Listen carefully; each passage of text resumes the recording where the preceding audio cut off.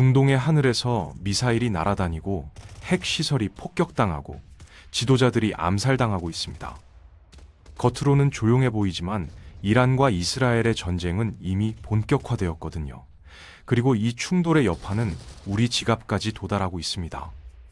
이 전쟁이 앞으로 우리 경제와 일상에 어떤 영향을 미칠지 정확히 봐야 할 시점입니다. 왜 이 두 나라는 이렇게까지 싸우게 된 걸까요? 그 답은 생각보다 오래된 역사 속에 숨어 있습니다.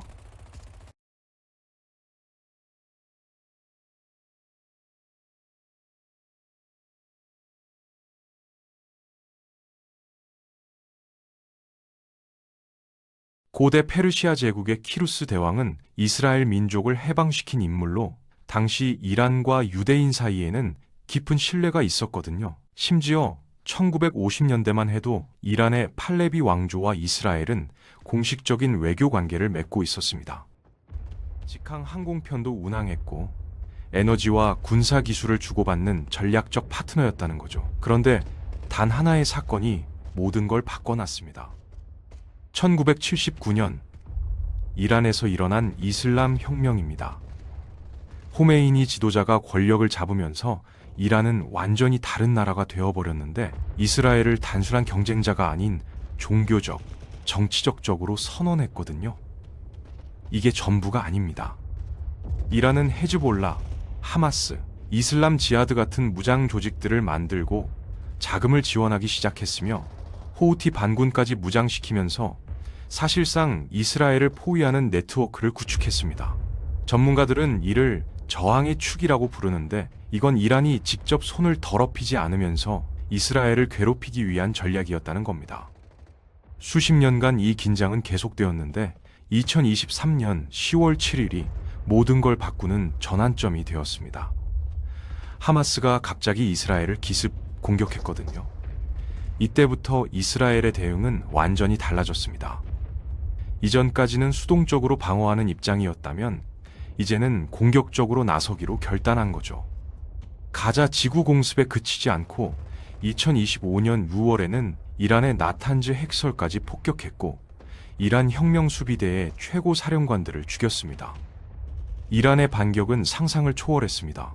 550개의 탄도미사일과 1000개의 드론을 동원해서 이스라엘을 공격한 거죠. 이제 단순한 대리전이 아니라 두 나라가 직접 맞서는 진정한 전쟁으로 변했다는 겁니다. 국제사회도 긴장했습니다. 핵 보유국 간의 직접 충돌 위험이 현실이 되었으니까요. 그런데 더 큰 폭탄이 터졌습니다. 2026년 2월 미국과 이스라엘이 연합작전을 펼쳤습니다. 이란의 지도부와 군사기지를 동시에 타격한 거죠. 이건 단순한 보복이 아니라 이란의 핵 프로그램 자체를 제거하려는 노력이었습니다. 이란도 그냥 당하지만은 않았습니다. 바레인, 쿠웨이트, 카타르, 아랍에미리트의 미군 기지들을 공격했거든요. 중동 전역에 미군 기지가 흩어져 있는데 이들이 모두 타격 대상이 된 겁니다. 지금 상황의 가장 위험한 부분은 호르무즈 해협입니다. 이곳을 통해 세계 석유의 약 3분의 1이 오가는데 이란이 이 해협을 봉쇄하겠다고 위협했거든요. 만약 정말로 막힌다면 어떻게 될까요? 유가가 배럴당 120달러를 넘을 거란 전문가 예측도 나왔습니다. 이건 단순한 수치가 아니라 우리 생활의 모든 것을 흔드는 사건이라는 거죠. 2025년 후반, 이란의 경제 상황은 붕괴 직전이었습니다. 지속된 제재로 인해 국가 경제가 완전히 망가졌거든요. 전국에서 대규모 시위가 터졌고 국민들의 불만과 분노가 폭발했습니다. 하지만 역설적이게도 이런 내부 위기가 정부를 더욱 강경하게 만들었습니다. 내부의 불만을 외부 적과의 투쟁으로 돌리는 전형적인 전략이었다는 거죠. 국민 단결을 명목으로 더욱 강하게 저항했다는 겁니다. 이스라엘의 전략도 흥미롭습니다. 과거에는 이집트, 요르단 같은 이웃 국가들의 직접 위협을 제거하는 데 집중했거든요. 하지만 현재는 완전히 다른 접근을 하고 있습니다. 아랍에미리트, 사우디아라비아 같은 순리파 국가들과 관계를 정상화하면서 이란을 포위하는 전략으로 전환했다는 거죠. 아제르바이잔과도 전략 동맹을 체결해서 이란의 북쪽도 압박하고 있습니다. 이것이 대성공을 거두고 있거든요. 이란도 가만히 있지 않았습니다. 북한으로부터 미사일 기술과 무기를 비밀리에 획득했고 러시아와의 협력을 깊게 확대하면서 전력을 강화했습니다. 중국으로부터 핵기술 지원을 받으면서 계속 핵 개발을 진행하고 있거든요. 이스라엘의 여러 번의 폭격 시도에도 불구하고요. 국내에서도 저항 조직들, 쿠르드족 반군, MEK 같은 반체제 세력들을 지원하는 이스라엘의 간섭에 맞서고 있습니다. 이 전쟁은 우리가 뉴스에서 보는 것보다 훨씬 복잡하고 다양한 형태로 진행되고 있습니다. 사이버 공격, 요인 암살, 핵시설 폭격, 드론과 미사일 교환, 국제 제재와 반발, 대리인을 통한 프록시 전쟁까지 모든 것이 동시에 벌어지고 있거든요. 이건 단순히 중동의 문제가 아니라 전 세계 경제와 안보에 영향을 미치는 사건입니다. 우리나라도 이 불확실성 속에서 어려운 선택을 강요받고 있습니다. 미국과의 기존 동맹을 강화할지 아니면 중국이나 이란 같은 국가들과의 관계를 더 추진할지 결정해야 한다는 거죠. 이런 선택들이 우리의 경제와 안보에 직결되어 있다는 게 문제입니다. 석유 가격의 변동, 무역로의 변경, 금융시장의 불안정이 우리의 일상에 미치는 영향은 생각보다 훨씬 깊고 광범위합니다. 그렇다면 정확히 우리에게 어떤 영향이 미칠까요? 가장 먼저 떠오르는 건 에너지 가격입니다. 우리나라는 연간 필요한 석유의 80% 이상을 수입에 의존하고 있거든요. 호르무즈 해협이 막히거나 공급이 불안정해지면 즉시 우리 경제에 타격이 들어온다는 거죠. 유가가 10달러 올라가면 연간 수십억 달러의 추가 비용이 발생합니다. 이건 단순한 통계가 아니라 매달 우리가 지불하는 휘발유값, 난방비, 전기료에 직결되는 겁니다. 물가 상승이 시작되면 연쇄 반응이 일어납니다. 운송비가 올라가니까 모든 상품의 가격이 올라가고 식품 가격도 따라 오릅니다. 우리가 먹는 음식의 상당 부분은 수입되거나 수입된 에너지로 생산되거든요. 결국 우리의 생활비가 전반적으로 올라가고 가계 부담이 증가한다는 겁니다. 특히 저소득층과 중산층이 이런 물가 상승에 가장 먼저 피해를 입게 됩니다. 금리 인상도 피할 수 없습니다. 물가가 오르면 중앙은행은 인플레이션을 억제하기 위해 금리를 올릴 수밖에 없거든요. 이는 대출금리 상승으로 이어집니다. 집을 사려던 젊은이들, 사업 자금이 필요한 소상공인들에게 이건 매우 심각한 타격입니다.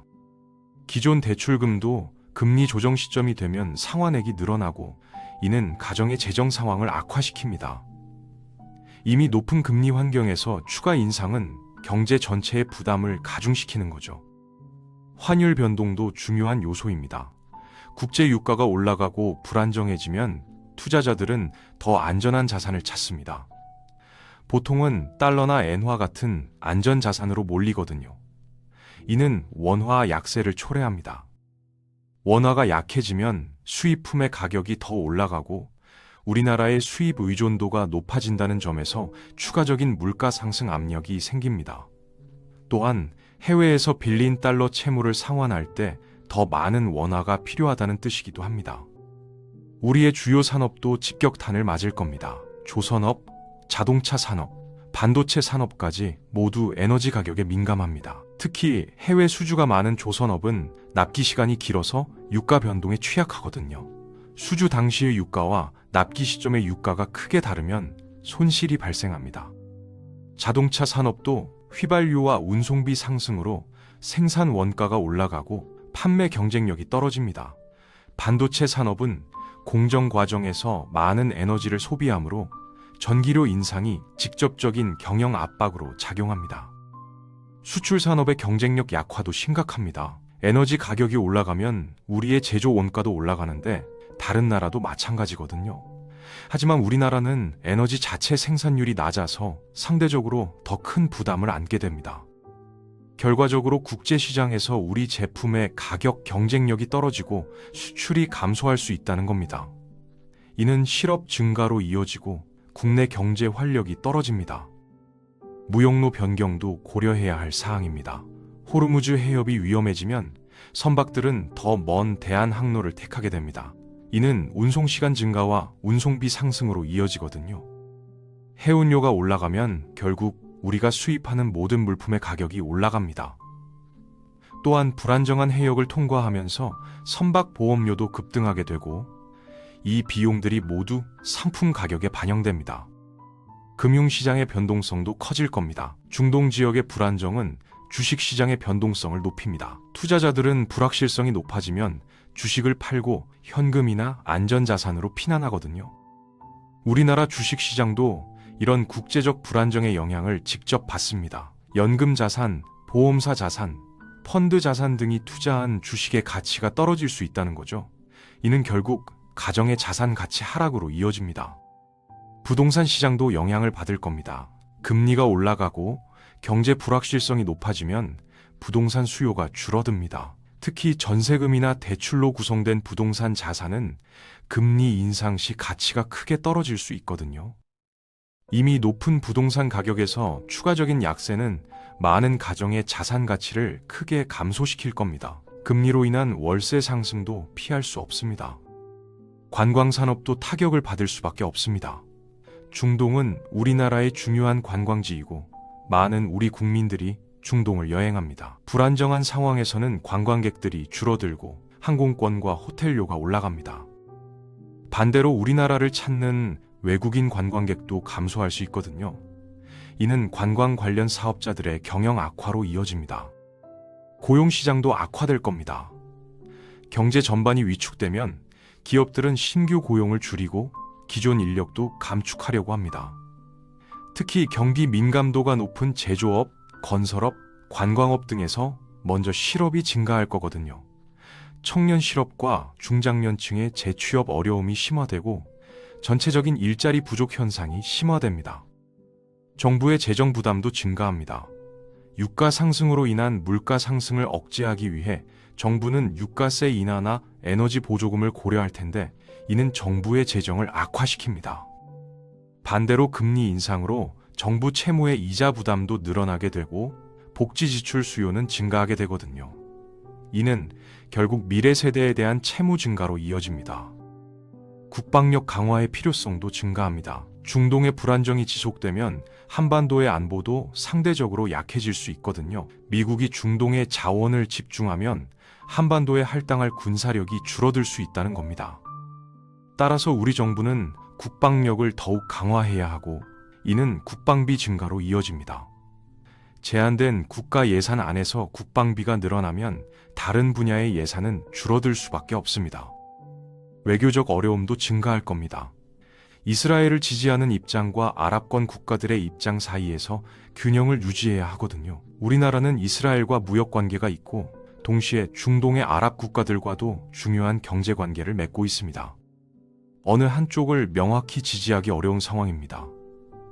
이런 애매한 입장은 양쪽으로부터 비판을 받을 수 있고 외교적 신뢰도 하락할 수 있습니다.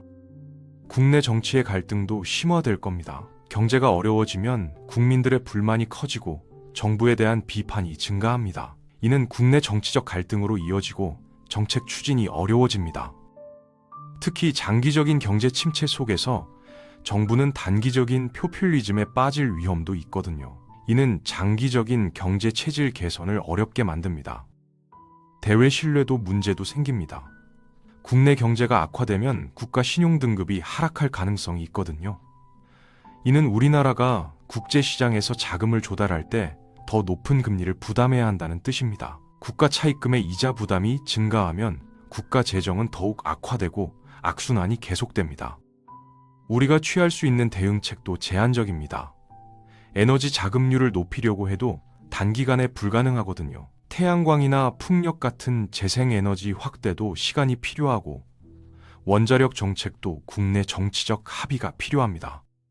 결국 우리는 유가 상승이라는 외부 충격에 상당히 취약한 상태라는 거죠. 이 취약성을 인식하고 장기적인 에너지 정책을 수립하는 게 얼마나 중요한지 알 수 있습니다. 결국 중동의 전쟁은 단순히 다른 나라의 일이 아닙니다. 이것은 직접적으로 우리의 월급, 월세, 식료품값, 자동차 유지비, 아이 교육비 등 모든 생활비에 영향을 미치는 사건이거든요. 이미 일어나고 있는 변화에 우리가 제대로 대처하지 못하면 앞으로 우리의 삶은 상당히 어려워질 겁니다. 지금이 바로 이 위기에 대한 인식을 높이고 개인적으로는 재정 계획을, 국가적으로는 정책 대안을 마련해야 할 때입니다.